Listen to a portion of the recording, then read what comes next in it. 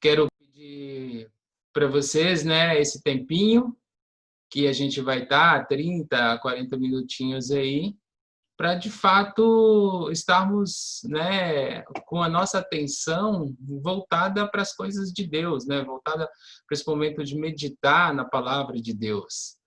É importante assim, né, que a gente possa separar esse tempo como oferta do nosso tempo, voltando a todos os nossos pensamentos, esquecendo um pouco os nossos problemas, o mundo exterior, assim, os problemas exteriores, para a gente poder refletir na palavra de Deus, um momento bem importante. Se vocês preferirem, tá? Eu não sei como vocês estão visualizando a tela do Zoom aí, se vocês estão vendo todo mundo ou só meu rosto. Se vocês preferirem, para não receber muito estímulo visual, né, para dispersar, vocês podem desativar a câmera, assim vocês conseguem focar um pouco mais, né? Mas se estiver vendo só meu rosto, vai ficar, vocês vão me aguentar aí por uns 30, 40 minutos. Claro que a Cirlei vai cortar isso antes de subir para o YouTube, né, Cirlei? É, edita depois e sobe depois. Bacana. Espero que todos de fato estejam bem com saúde. Tá bom?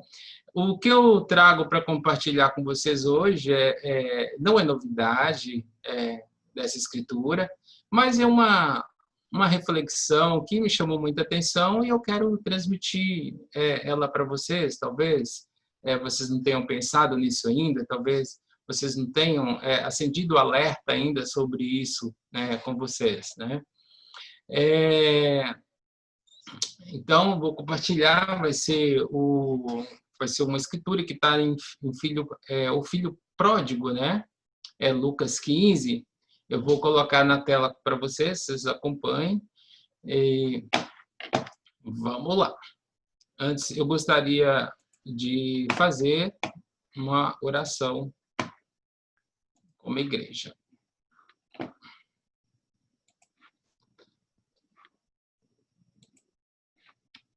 Bem, Deus Pai Todo-Poderoso, primeiramente, Pai, obrigado pelo bom dia, pela oportunidade de mais um dia poder contemplar a beleza, todas as obras que o Senhor fez, Pai, poder saber que o Senhor ainda né, para a gente poder ver que o Senhor é a nossa esperança, é a nossa vida.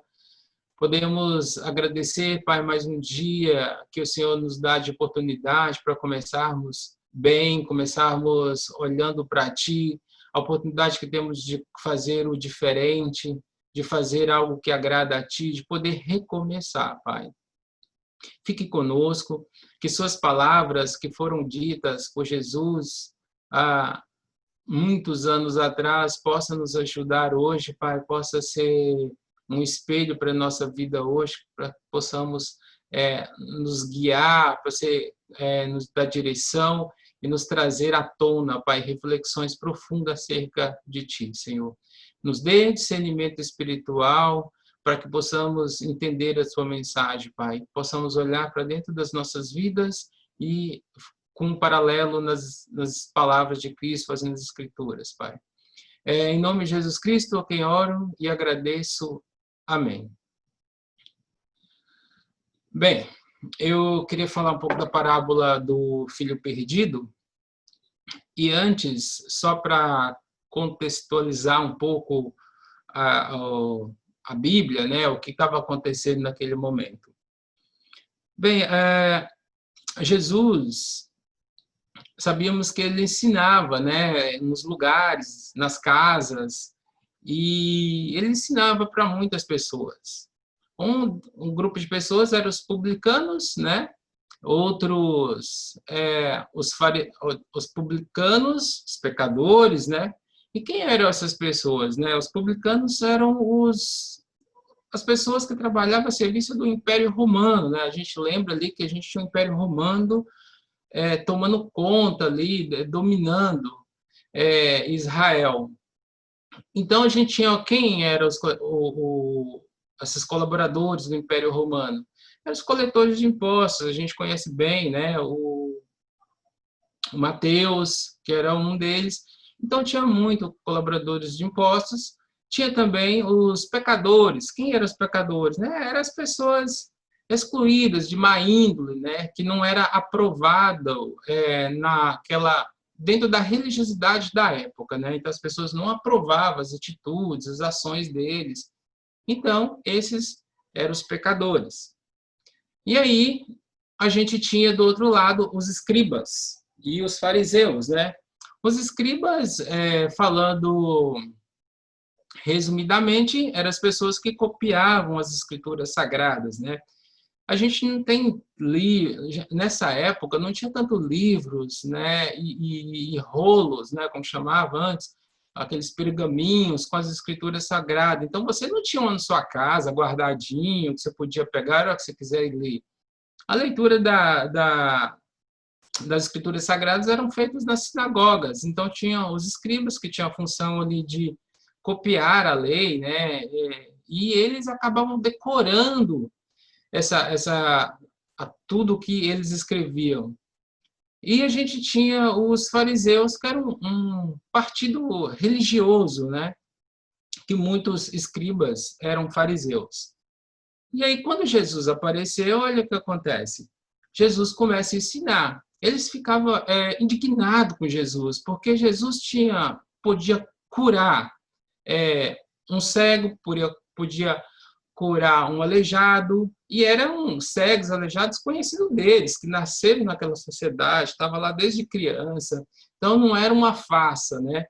E eles ficavam assim, olhavam para aquilo e que incrível, mas só que Jesus também comia sem lavar as mãos. E isso, o que? Está na lei escrito isso. Eles ficavam indignados com isso. Como que Jesus quebra espiga e come no sábado? Como Jesus cura no sábado, né? Como Jesus faz isso? E então, e aí eles ficavam indignados. Então, o que eles faziam? Vou ver o que Jesus está falando. Então, eles juntavam para onde que Jesus ia ensinar, eles iam lá. Então, eles observavam o que Jesus estava falando, por como eles conheciam as Escrituras, eles iam ler, eles iam atestar se o que Jesus estava falando estava escrito nas Escrituras. E uma dessas ocasiões, eles faziam muito questionamento para Jesus, e uma dessas ocasiões, eles olham para Jesus sentado numa casa, sentado com os publicanos, com os pecadores. Não tem só contato de, oi, como é que você está? Tudo bem? Né? Mas ali, sentado com eles, comendo com eles. Né? E os judeus detestavam, por exemplo, os publicanos, que eram judeus, eles eram considerados traidores, né? Porque eles coletavam impostos e ainda extorquiam, às vezes pegava o valor maior do que deveria. Os pecadores eram tão odiados pelos judeus assim que você não podia estar acompanhado, né, de uma pessoa pecador, que você já ficava com uma fama. E até os rabinos, eles não queriam ensinar os pecadores sobre acerca da palavra de Deus, tudo para não ter um contato ali, né? Tudo para não ter esse contato. Então, o que acontece? Chega os fariseus e os escribas em uma dessas ocasiões e pergunta, né, para Jesus, né? Vamos ler aqui as Escrituras. E eles chegam e criticam Jesus. Jesus, por que você está comendo com esses tipos de pessoas? Por que você está sentado com elas, né? Jesus conta 3 parábolas. A ovelha perdida, né, que a gente conhece bem, da moeda perdida, e depois, por último, ele conta o filho pródigo, né? E todas elas em resposta a essa crítica que foi feita a Jesus. Eu queria, assim, todas elas estão ligadas, todas elas estão falando, o tema central delas é sobre o amor extraordinário de Deus, tá? Mas eu gostaria de falar de Lucas 15, que é o 15, capítulo 15, o versículo é 11:32, está aí na tela para vocês. A gente vai fazer essa leitura, que é o filho pródigo. Então, acompanhe a leitura aí, vamos ler ela e depois a gente vai discutir um pouquinho a respeito dessas escrituras, tá bom? Então, e Jesus disse ainda, né, porque eu estava continuando a contar a história, acabou o filho pródigo, a dracma perdida, a moeda de prata perdida, e ele continua, e Jesus disse ainda, um homem tinha 2 filhos, né? Certo dia, o mais moço disse ao pai, pai, quero que o Senhor me dê agora a minha parte da herança. E o pai repartiu os bens entre os 2. Poucos dias depois, o filho mais moço ajuntou tudo o que era seu e partiu para um país que ficava muito longe. Ali viveu uma vida cheia de pecados e desperdiçou tudo o que tinha. O rapaz já havia gastado tudo, quando houve uma grande fome naquele país e ele começou a passar necessidade. Então procurou um dos moradores daquela terra e pediu ajuda. Este o mandou para sua fazenda a fim de tratar dos porcos. Ali, com fome, ele tinha vontade de comer o que os porcos comiam, mas ninguém lhe dava nada.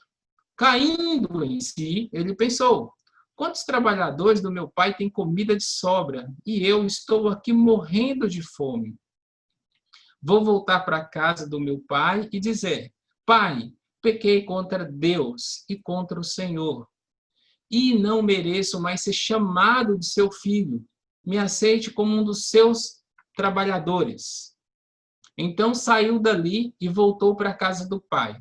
Quando o rapaz ainda estava longe de casa, o pai o avistou e, com muita pena do filho, correu e abraçou, beijou-o. E o filho disse, pai, pequei contra Deus e contra o Senhor, e não mereço mais ser chamado de seu filho. Mas o pai ordenou aos empregados, depressa, traga a melhor roupa e vistam nele. Ponham um anel no dedo dele e sandálias nos seus pés. Também tragam e matem o bezerro gordo. Vamos começar a festejar, porque este, meu filho, estava morto e viveu de novo. Estava perdido e foi achado. E começaram a festa. Enquanto isso, o filho mais velho estava no campo. Quando ele voltou e chegou perto da casa, ouviu a música e o barulho da dança. Então chamou um dos empregados e perguntou, o que está acontecendo? O empregado respondeu, o seu irmão voltou para casa vivo e com saúde. Por isso seu pai mandou matar o bezerro gordo. O filho mais velho ficou zangado e não quis entrar. Então o pai veio para fora e insistiu com ele para que entrasse. Mas ele respondeu, faz tantos anos que trabalho como um escravo para o Senhor e nunca desobedeci a uma ordem sua. Mesmo assim, o Senhor nunca me deu nem ao menos um cabrito para eu fazer uma festa com os meus amigos. Porém, seu filho desperdiçou tudo o que era do Senhor, gastando dinheiro com prostitutas. E agora ele volta, e o Senhor manda matar um bezerro gordo. Então o pai respondeu, meu filho, você está sempre comigo, e tudo o que é meu é seu. Mas era preciso fazer essa festa para mostrar a nossa alegria, pois este seu irmão estava morto e viveu de novo. Estava perdido e foi achado. Essa, então, é a parábola. Essa, então, é a parábola do filho perdido, do filho pródigo, né? Algumas escrituras trazem esse título. Bem, olhando aqui para as escrituras, né, a gente vai dar nome, para ficar mais fácil, o nome dos personagens aqui.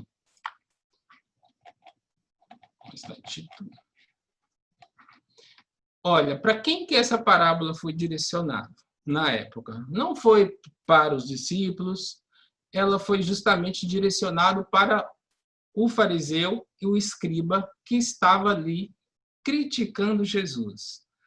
Então, a parábola, para ficar mais fácil entender, vamos dizer que o filho mais moço, ele é os pecadores, aquelas pessoas de má índole, né?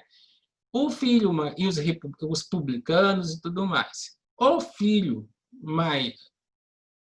mais velho, ele é o escriba e os fariseus. E o pai é Deus, tá? Então, com isso, a gente consegue, então, falar um pouco das Escrituras. Deus usava muito a parábola para falar para as pessoas, para poder explicar uma ideia, para explicar um assunto de forma mais fácil. Então, ele usava muitos elementos culturais.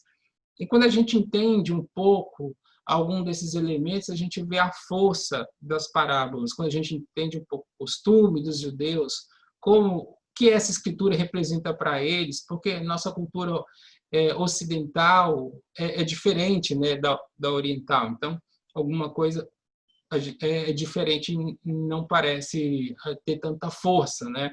Queria trazer isso para vocês, para que a gente pudesse falar um pouquinho dessas escrituras. Vamos pegar a primeira aqui.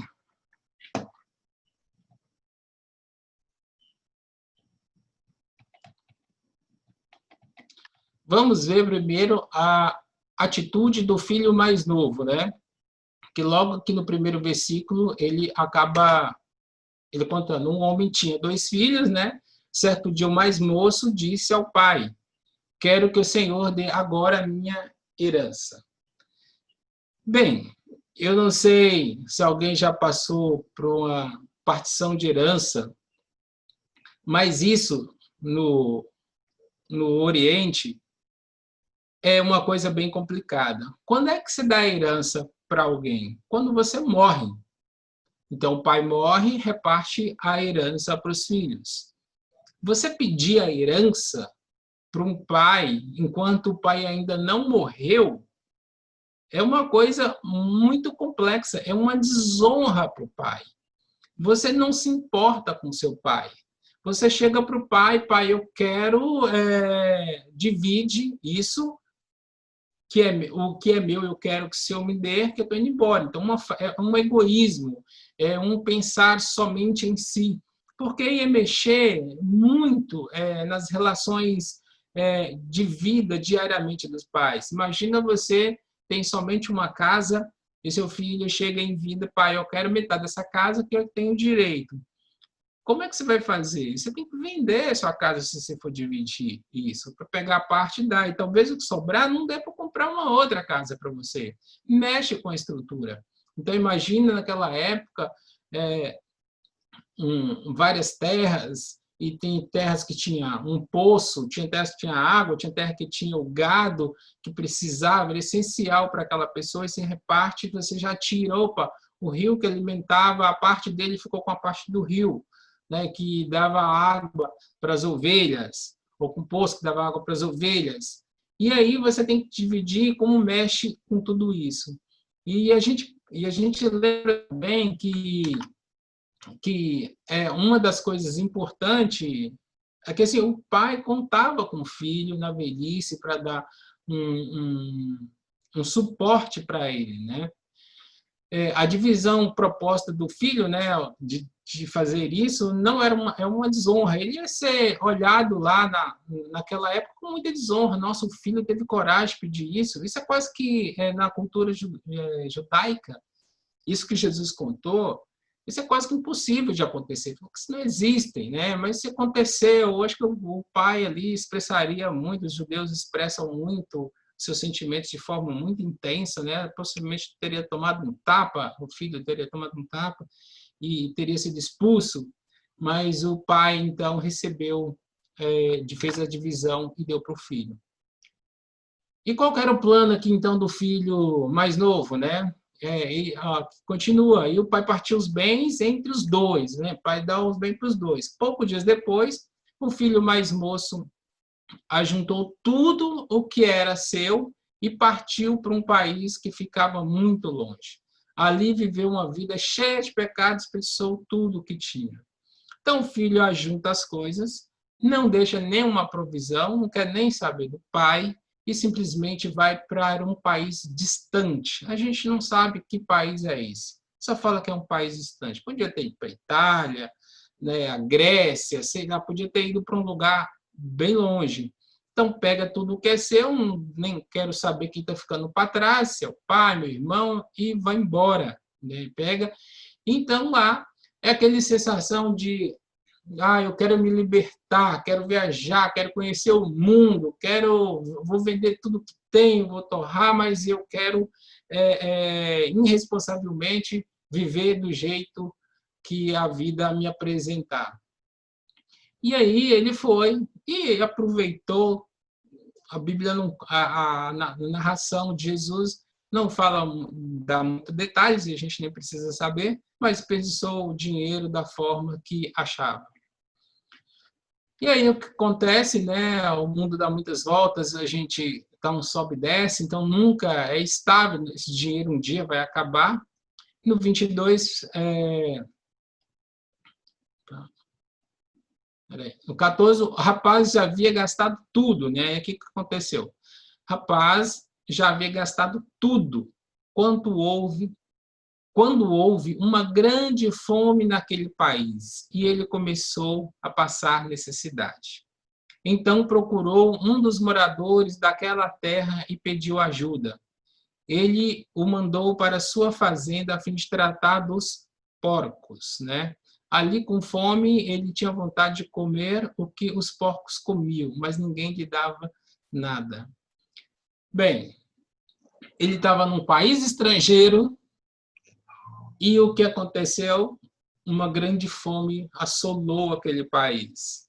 Então, o seu dinheiro acabou, ele não tinha mais com quem recorrer para pedir uma ajuda, não tinha um parente. Além de tudo, você está num país, né, que você não cresceu lá e que você está sozinho. Nessa hora, ele ficou sozinho. E ele, então, recorre a um morador daquela cidade, então, para pedir ajuda, para pedir que pudesse ajudá-lo. Né? Essa é a ruína do filho. Né? Pior que ele estava assim, e não tinha ninguém para socorrer, um amigo, não tinha mais status, não tinha mais herança, o desejo mundano, o desejo que a gente percebe aqui que o desejo mundano era uma ilusão, era algo que levava embora, né? Levou à ruína dele, que ele ficou o quê? Na solidão. Então, né, ele vai lá, procura uma pessoa, e nesse versículo 15 mostra a humilhação o qual o filho mais novo foi submetido. Para sobreviver, ele foi cuidar de porcos. Devemos nos lembrar que, assim, para os judeus, na cultura judaica, cuidar de porco eles consideravam era uma maldição. Ou seja, porcos é considerado imundos pela lei, né? Isso está lá em Levíticos.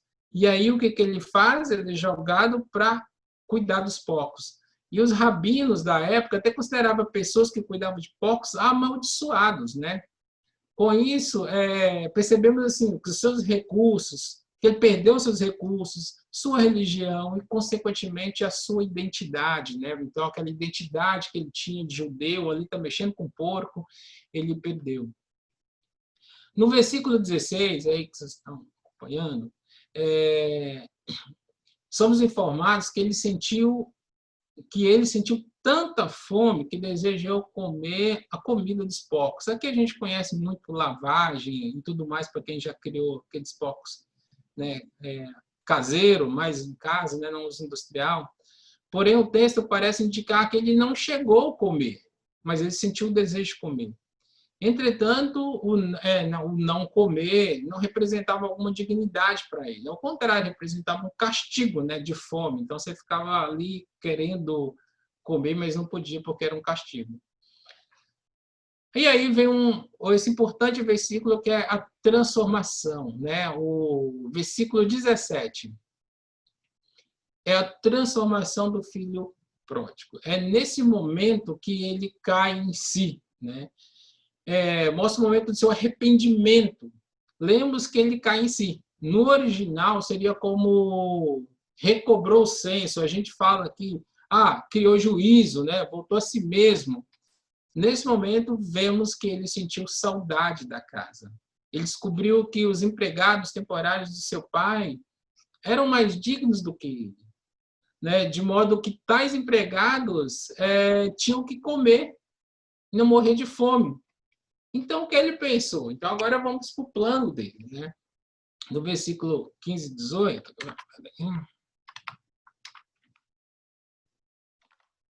O 15 aqui, o 18. Caindo em si, ele pensou: quantos trabalhadores do meu pai têm comida de sobra e eu estou morrendo de fome? Vou voltar para casa do meu pai e dizer: pai, pequei contra Deus e contra o Senhor, e não mereço mais ser chamado de seu filho. Me aceite como um dos seus trabalhadores. Aqui, então, é o plano dele de volta. Ele caiu em si, então ele já pensa, ao chegar, ao voltar para a casa do pai dele, porque era para onde ele tinha, só restou isso, humilhado e tudo mais, ele já pensa o que falar, né? Ele já chega: pai, pequei contra Deus e contra o Senhor, né? Não mereço mais ser chamado de filho. De fato, na cultura judaica, nesse momento, ele não é mais considerado filho. Ele ainda fala: me aceite como um dos seus trabalhadores, né? Ou como um dos seus escravos, assim por dizer, né? Nesse momento ele soube assim que seu abandono foi precipitado. Ele soube que o que ele fez foi errado, que sua decisão foi insensata, né? Também entendeu que o que fez não foi apenas um erro, foi um pecado. Ele havia pecado contra Deus e contra o Pai. Ele compreendeu quão ingrato ele havia sido, né? Sabia que não poderia ser chamado de filho mais. Não queria ser um empregado temporário. Neste momento, aquele filho mais novo já não era mais o mesmo rapaz. Inconsequentemente, saiu da casa do pai. Aquele rapaz inconsequente, né? Ele havia sido transformado. Vamos ver aqui, então, o próximo 20. E ele saiu dali e voltou para a casa do pai. Quando o rapaz ainda estava longe, aqui no 20, da casa do pai, o pai o avistou. E com muita pena do filho, correu e o abraçou e beijou. E o filho disse: pai, pequei contra Deus, contra o Senhor, e não mereço mais ser chamado de filho. Vemos que o pai avistou o filho que estava retornando. Imagina a cena, ele avista o filho que estava retornando de longe. O pai nunca havia perdido. Assim, a gente percebe que o pai nunca havia perdido o interesse, né, pelo filho. E o filho, quando partiu, achava que nunca mais voltaria, né? Mas acho que o pai tinha certeza de que um dia ele estaria de volta. Isso fica muito claro na reação do pai. O texto bíblico diz que o pai, ao se compadeceu profundamente do filho. Ele correu para o filho. Sabe alguém que corre de encontro? Naquela época, um ancião correr para encontrar alguém, isso era indigno. Mas o pai não se importou com a humilhação dele estar correndo, não correndo, na frente dos empregados, na frente dos escravos, é algo desesperador, ele não se importou com isso. O que importava era o filho, a quem ele estava buscando, né, no caminho. E o pai abraçou, né, não olhando para as condições do seu filho, não viu como é que ele estava vestido, não foi dar lição de moral. Então ele abraçou, estava muito feliz, muito contente. O filho estava rasgado, descalço, ele era a personificação da miséria, né, do trapo. Mas o pai só olhou com arrependimento e o acolheu em seus braços. E o pai também beijou, né, repetidas vezes. Perceba que ele se compadeceu, correu, abraçou, beijou, antes de dizer uma única palavra, né? É esse momento que a gente olha, o tema central. Que amor maravilhoso. Que graça, né? Incompreensível isso. No versículo 21, né, vemos que o filho começa a fazer um discurso. Aquele que ele ensaiou lá quando estava com os porcos, né? Ele começa a fazer o discurso que havia ensaiado. Ele começou ele reconheceu, né, o seu pecado, reconheceu a sua miséria, reconheceu que não tinha mérito mais algum, e reconheceu que não era digno de ser chamado de filho, de tremendo desrespeito que ele causou para o pai dele. Ele tinha que ter vergonha, ele não sou mais mérito, não posso ser mais chamado de filho. Porém, algo que realmente merece a nossa atenção é o fato que ele nem conseguiu dizer: faz de mim um seu empregado. O pai nem deixou ele chegar nesse ponto. O pai nunca deixou que ele dissesse essas palavras, não deu tempo. No versículo 22 e 23, temos relato de como o pai, ao perceber de volta ao lar, o pai queria dar ao filho uma importância que ele merecia. Mas o seu amor de pai era imenso e inexplicável. O pai, olha que interessante, o pai lhe providencia roupas, né? Símbolo de honra, um anel, né? A gente, na cultura judaica, um anel é um símbolo de autoridade. Vocês assistiram o filme? O pessoal com anel, com muito anel, até no filme um beijo o anel do outro, é símbolo de autoridade. Sandálias, né? Sandália da cultura judaica é um símbolo que não era escravo. Aquele filho era um homem livre, né? Pois o amor de seu pai o libertou. Então, o seu pai resgata ele daquela situação que ele estava e dá honras ao filho. E o pai manda preparar um bezerro gordo, né? O que é um bezerro gordo? Eu não sei. Onde eu morava, lá em Minas, era comum, não era bezerro lá, porque a gente não tinha bois. O máximo que a gente tinha lá umas galinhas no quintal. Mas existia umas festas tradicionais ou ocasiões especiais que você recebia uma visita que fazia muito tempo que não ia na sua casa, visitas longínquas, né, que dava 2, 3 meses que a pessoa não visitava você, principalmente uns compadres do meu pai. Eu lembro que minha mãe, ela engordava lá os franguinhos mais bonitos, maiores, mais gordos, os mais vistosos. E quando chegava essa visita, era para essa visita, ou na época da festa, você então matava aquele frango com um sinal de muita honra ali para aquela visita. Era uma ocasião especial. E repare que na escritura fala preparar. E nessas casas, antigamente, eles engordavam o novilho, né? Engordava vários, né? Mas tinha o escolhido. Então, o que o pai faz? Ele pega o bezerro gordo, esse animal, né? Ele era um novilho guardado para ser usado somente em ocasiões especiais. Para o pai haveria alguma ocasião, né? A gente fala, para o pai haveria uma ocasião mais especial que essa, né? O retorno de um filho. Esses versículos nos revelam algo muito profundo. Aqui entendemos os controles, né? Sempre esteve na mão do pai. Perceba que enquanto o filho estava vivendo, né, vivendo de qualquer jeito, aproveitando tudo, o pai estava fazendo, né, provisões, trabalhando, né, esperando que o filho retornaria. Enquanto o filho estava esbanjando, né, o pai estava, né, cevando, engordando o novilho ali, a roupa, a sandália, o anel que servia ao filho, estava tudo guardadinho ali, esperando um lugarzinho ali para o filho. Com isso, entendemos que a parábola como um todo assim, aponta para a soberania de Deus, que busca ativamente pecadores desprezíveis que não estão procurando por ele. Então, ele busca pecadores que não estão procurando por ele.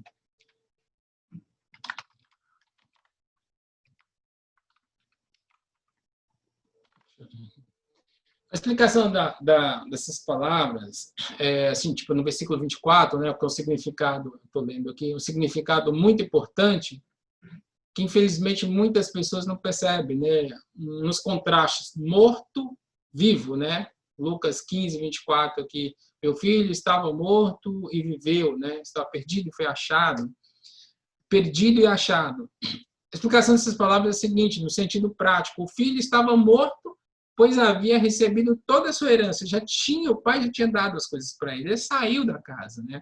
Não fazia mais parte da família, ele estava perdido, pois mesmo havia sido destruído por suas loucuras, né? desperdiçado tudo que lhe poderia sustentar uma vida. Porém, é algo mais profundo. A palavra morto reflete um grau mais avançado de miséria e de decomposição. Morto não toma ação, morto não decide, morto não tem razão, né, sobre si. Aquele filho estava morto e perdido, ou seja, ele estava no mais profundo estado de desgraça.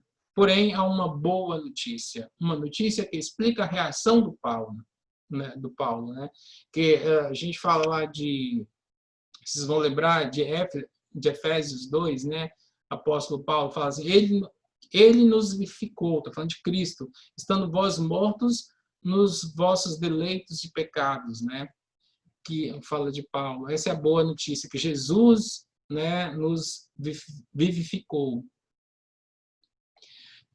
Lucas 15, 28, quer ver? Lucas 15, do 25 ao 28. Enquanto isso, o filho mais velho, lendo 25, tá? Enquanto isso, o filho mais velho estava no campo. Quando ele voltou e chegou perto de casa, ouviu a música e o barulho da dança. Eita, essa hora acho que ele ficou bravo. Então chamou o empregado e perguntou: o que é que está acontecendo? O empregado respondeu: o seu irmão voltou para casa vivo e com saúde. Por isso seu pai mandou matar o bezerro gordo. O filho mais velho ficou zangado e não quis entrar. Então o pai veio para fora e insistiu com ele para que entrasse. Mas ele respondeu: faz tantos anos que trabalho como escravo para o Senhor, que nunca desobedeci uma ordem sua. Mesmo assim, o Senhor nunca me deu nem ao menos um cabrito para eu fazer uma festa com os meus amigos. Porém, esse seu filho dispensou tudo o que era do Senhor, gastando dinheiro com prostitutas, e agora ele volta. E o Senhor manda matar um bezerro gordo. Bem, agora começa a história do filho mais velho, né? Estava todo mundo lá festejando, o pai feliz da vida, os empregados, o filho foi muito bem recebido. E aí ficou o filho mais velho, que não abandonou o pai, ficou na casa do pai, trabalhando, mas ele tinha recebido a herança dele lá também, né? Nesse versículo 25 a 28, somos, né, apresentado esse filho. Esse era o primogênito, né? Ele nunca se afastou do pai dele, mas também nunca esteve próximo. Ele sempre teve todo o amor que precisava, mas sempre esbanjou o amor e a presença do pai. Se o filho mais novo se perdeu saindo de casa, isso aqui é uma importante reflexão. Se o filho mais novo se perdeu saindo de casa, o filho mais velho se perdeu dentro de casa. Uma coisa terrível, perdido dentro de casa. Por isso, Jesus conta a escritura da ovelha perdida. A ovelha perdida está num aprisco e ela sai, ela perde, se perdeu para fora. A moeda é perdida ontem, dentro, ovelha. Fora, moeda dentro, se perdido dentro de casa. Isso é importante a gente refletir, né? Quando eu dei o nome lá que o filho mais novo é os pecadores e os publicanos, e o filho mais velho é os fariseus e os escribas, que estavam sendo direcionados à parábola, nesse momento a gente olha para a gente, né? Quem somos nós, né? Eu sou o filho mais velho, eu sou o filho mais novo, né? E estou dentro de casa, estou perdido. Jesus, então, conta essas duas parábolas, né? Perdido dentro de casa, perdido. É possível isso, né? É possível. Então, mais uma vez, o pai é quem sai. E o pai, de novo, sai da casa para ir ao encontro de mais um filho. Dessa vez, ele foi encontrar quem? O filho mais velho, o que estava dentro de casa. Mas as palavras do filho mais velho, vemos que ele encarava o relacionamento com o pai na base da recompensa. Não sei se vocês estão me entendendo, na base da recompensa. Então, eu estou aqui dentro de casa, eu vou fazer tudo para o meu pai porque tem um objetivo. Eu não vejo aqui, por exemplo, o filho mais velho, quando ele não vejo a sensibilidade dele com a dor do pai quando o filho foi embora, a sensibilidade dele com o irmão, né, que foi embora, de poder ir buscar, de poder acolher o pai dele, mas ele estava ali, presente, fazendo o que interessava, porque também tinha uma recompensa, né? Ele tinha direito a 2/3, né, com toda a herança, mas estava preocupado com um simples novilho, o novilho mais gordo. Eu acho que deixou ele muito... Nossa, eu sempre estive do meu lado do meu pai, fiz tudo, aquele meu irmão irresponsável volta, meu pai vai e mata o bezerro, o gordo, com tanta felicidade. Acho que a inveja, o egoísmo, nesse momento, tomou conta do filho mais velho. Ele era o filho, mas se enxergava como um empregado. Ele fazia tudo, né, para o pai. Estava olhando ali como se fosse um empregado. No original, né, a gente vê muito algumas escrituras falando, né, como escravo, como essa. Outros eram trabalhadores, mas escravo. Ele também tentou se auto-justificar, falando para o pai: nunca desobedeci tuas ordens. Não era assim que os fariseus e os escribas faziam, né? Que eles, tão cegos pela lei, era isso. Não, mas eles eram da casa, dentro de casa. Eu não desobedeci suas leis, eu faço tudo. Eles tentavam justificar nas ações dele. Só que tem um ponto importante: não entendia que um filho, não entendia que de um filho se espera muito mais do que uma simples obediência. Ele não havia entendido que diante de um pai tão bondoso, nada que ele fizesse poderia impressionar, era graça, né? Ele só estava preocupado, né, com as posses do pai, consequentemente, que eram suas, né? Então, ele amava o pai, apenas queria sua fortuna. Ele não amava o pai, queria apenas sua fortuna. Ele não se preocupou com a dor do pai, como eu disse, né, quando ficou sem o caçula, nem com o irmão que se foi, né, com o mais velho, poderia ir buscá-lo. Como irmão mais velho, a gente protege os irmãos caçula. A gente faz de tudo, né? Quem é irmão mais velho aí sabe o que eu estou falando.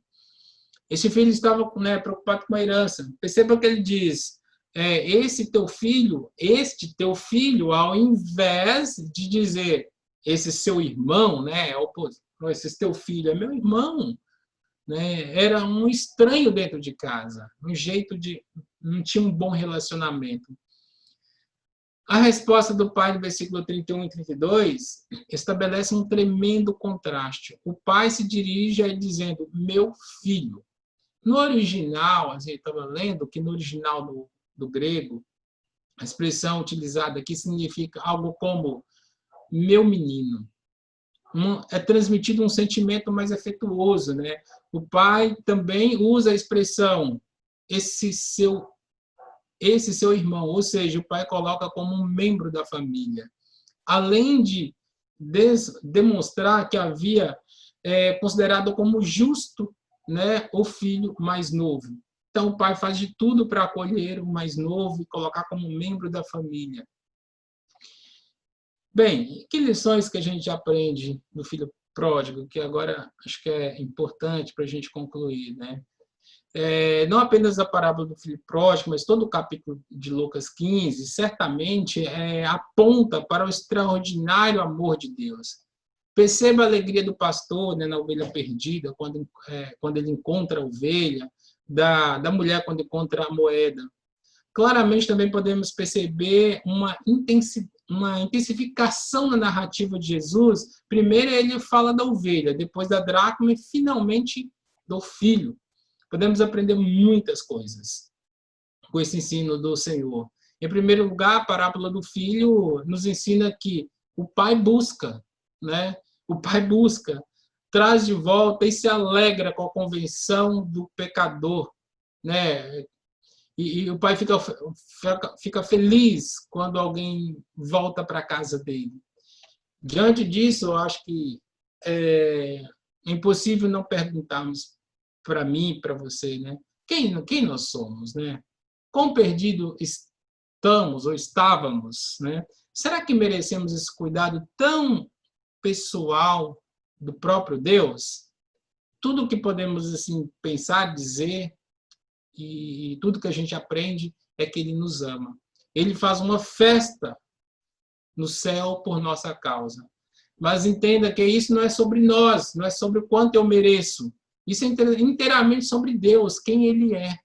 Não poderíamos ir para a casa do Pai, não dá para chegar até a casa do Pai, se não é por Jesus Cristo, né? João 14:6 diz isso. Um outro ponto é, a parábola do filho pródigo nos convida a refletir sobre qual tem sido a nossa posição para com os perdidos. Como a gente está fazendo com as pessoas perdidas, né?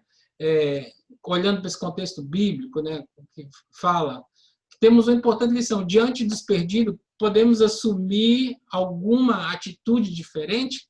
Podemos odiá-los, tratá-los com indiferença, recebê-los quando vierem até nós, ou buscá-los, né?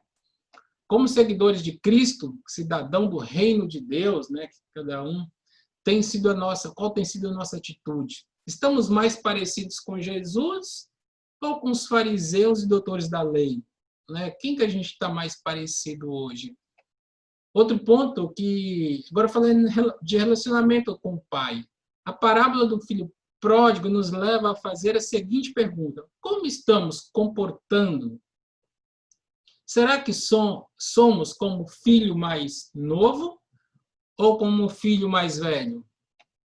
O filho mais novo apenas queria sua parte na herança, de maneira que ela acabou, né, de maneira que ele achou para conseguir isso e que levou à ruína. Ele se afastou, indo embora, ele foi o mais longe que ele pôde do pai. Agora, já o filho mais velho também está interessado na herança, né? A gente sabe bem a herança que a Bíblia fala para a gente. E a forma que ela achou foi conseguir, né, se fazendo de bom, obedecendo, ficando em casa. Não sei se vocês percebem, os dois agiram de forma ruim.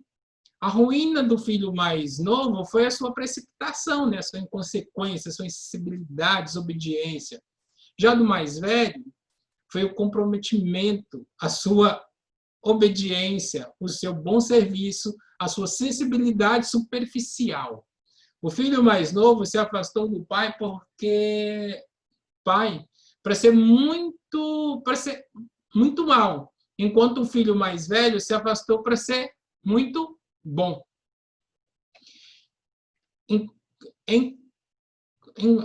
Um outro ponto, a parábola do filho pródigo nos traz uma grande alerta. É impossível não falarmos sobre o que ocorreu com os dois filhos.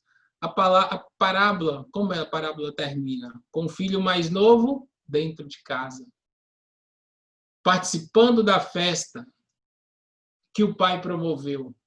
Por outro lado, a parábola também termina sem mostrar o filho mais velho retornando à casa do pai para se alegrar com seu irmão. A parábola, a gente não sabe se ele entrou ou não. O pai foi lá e convidou. Não sei se ele estava dentro de casa, não sei se ele entrou. A parábola não mostra até isso.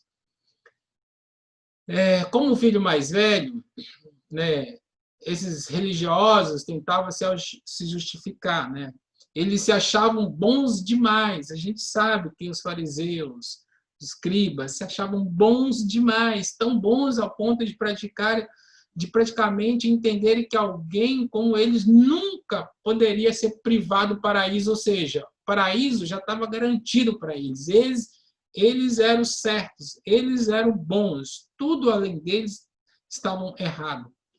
Essas pessoas, né, a gente fala, essas pessoas, os fariseus, os escribas, olhando hoje assim, tipo com um espelho, né, a gente vê, a Bíblia fala, cantam na igreja, né, leem a Bíblia e até chama Deus de Pai, mas eles são estranhos dentro de casa. Haverá um dia, e quem está falando isso não sou eu, né? Haverá um dia que fatalmente vamos ouvir. De quem? De Jesus. O que Mateus fala? Mateus 7 fala: nunca vos conheci, apartai-vos de mim, que vós que praticais iniquidade. Então, Jesus diz isso. Eu acho que é triste você estar dentro de casa e você pregar, você ler a Bíblia, você se justificar com tudo que você faz ali, e depois você ouvir isso de Jesus. Jesus está falando isso, não sou eu. Os filhos mais velhos não entendem nada sobre graça, né? Quando a gente está dentro de casa, não entende nada de graça, eles não compreendem que não é tudo pelo mérito de Cristo e não nosso, né? Que não é nada em que nós possamos credenciar a salvação. Não dá para trabalhar, ficar dentro de casa com Cristo e a gente viver uma relação com o Pai de recompensa, né? Eu quero recompensar. Se Deus se alegra na presença dos seus anjos por um pecador arrependido, né? Se hoje temos morada na casa do Pai, e se não estarmos mais mortos e perdidos em nossos pecados, delitos, isso tudo é pela obra de Jesus Cristo. Então, Jesus Cristo, ele é a chave principal. Coloquei até umas fotos aqui só para dar uma força, né? A imagem às vezes traz uma força na criatividade. É um momento que o pai corre, né? E para abraçar o filho, humilhado, voltando para casa, né? E aqui uma foto de alguém no meio dos porcos. Como eu disse, os porcos, né? Se estava lá, se estava amaldiçoado, indigno, impuro. Nesse momento ele já perde a identidade dele, já está fazendo algo que ele cresceu aprendendo que não poderia ser feito, né? Aqui só uma figura de Jesus ensinando, aqui é Jesus, uma figura, né, que remete a Jesus falando lá, explicando a parábola para os fariseus. Essa mensagem que eu queria deixar para vocês, ela foi dita por Jesus há muitos anos atrás, mas a gente sabe que a Escritura é viva, ela rompe a barreira dos tempos, né? E nos traz... Ela rompe a barreira do tempo e nos mostra muito como estamos hoje. Então, uma avaliação que nós precisamos fazer, eu e você, é olhar para o espelho e dizer qual filho eu sou. O mais velho, mais novo? Eu busco? Eu só fico em casa esperando? Né? E essa escritura foi dita, direcionada lá para os fariseus, mas ela serve para a gente refletir, para a gente se alegrar com uma conversão de um pecador, para a gente se alegrar quando alguém, por mais indigno, por mais bárbaro que foi o pecado de alguém, para a gente poder abraçá-los e fazer uma festa, porque o Pai se alegra disso.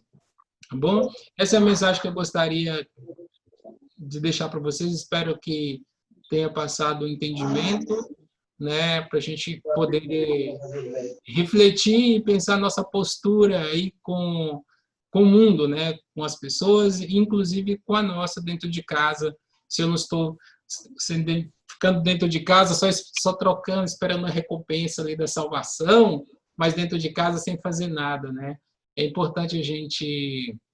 Às vezes eu sinto que eu sou o filho mais velho, que eu só estou aqui fazendo o que é bom dentro de casa, obedecendo uma lei e outra, mas não estou sensível à dor de Deus, sensível à dor de Jesus, sensível com o meu próximo, né?